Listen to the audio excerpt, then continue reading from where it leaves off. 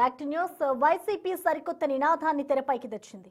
మావిగా నినాదమే రాబోయే రోజుల్లో ఆంధ్రప్రదేశ్ అభివృద్ధి మంత్రం కాబోతుందని మాజీ మంత్రి అంబటి రాంబాబు స్పష్టం చేశారు.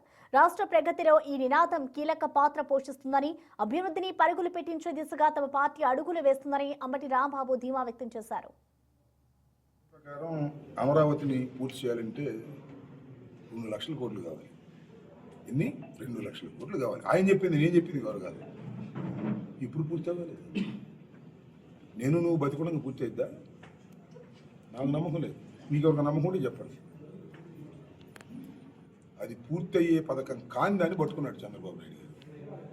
మావిగన్ అదే ఆంధ్రప్రదేశ్ అభివృద్ధి మంత్రం. రాసుకోండి. ఇవాళ చాలా మంది ట్రోల్ చేస్తున్నారు, చేసుకోండి.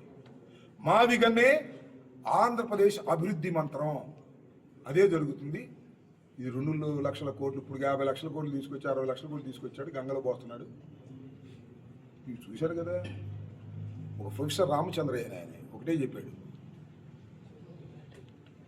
ప్రపంచంలో చాలా పట్టణాలు చూశాను, అమరావతి లాంటి పట్టణాన్ని నేను త్వరగా చూడలేదన్నాడు. ఏందే స్వామి అంటే, నదిలో నుంచి నీళ్లు తోడి లేదా పెట్టి చెరువులు నింపుతారు, కానీ అమరావతిలో నీళ్లు తోడి నదిలోకి పోయాలి.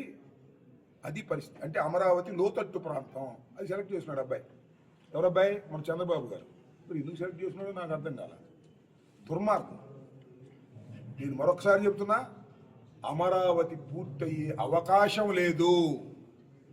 మావిగనే ఆంధ్రప్రదేశ్ యొక్క అభివృద్ధి మంత్రం కాబోతుంది. రేపు గుర్తుపెట్టుకోండి. అది నాకు తెలియగలుగుతానండి. అలా అమరావతిని మార్చడానికి వీలు లేదు అని చట్టం తీసుకొచ్చారేంటి? ఎవరు మారుతారని భయం నీకు? అంటే నువ్వు రావనేగా. మళ్ళా ఏమన్నా అనుమానమా?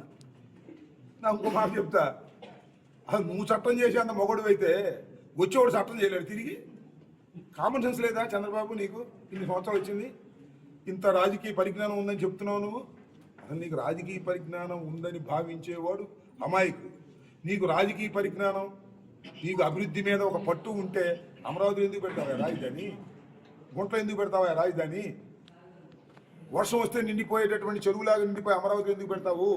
స్వార్థం, డబ్బు సంపాదన, కొడుకుని అధికారంలోకి తీసుకురావాలనేటువంటి కోరిక, ఇవి తప్ప ఏవీ లేవు.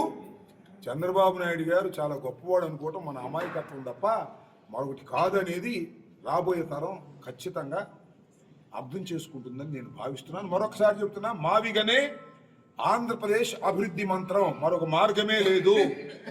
అమరావతి అనేది అది పూర్తయ్యే ప్రాజెక్టు కాదు.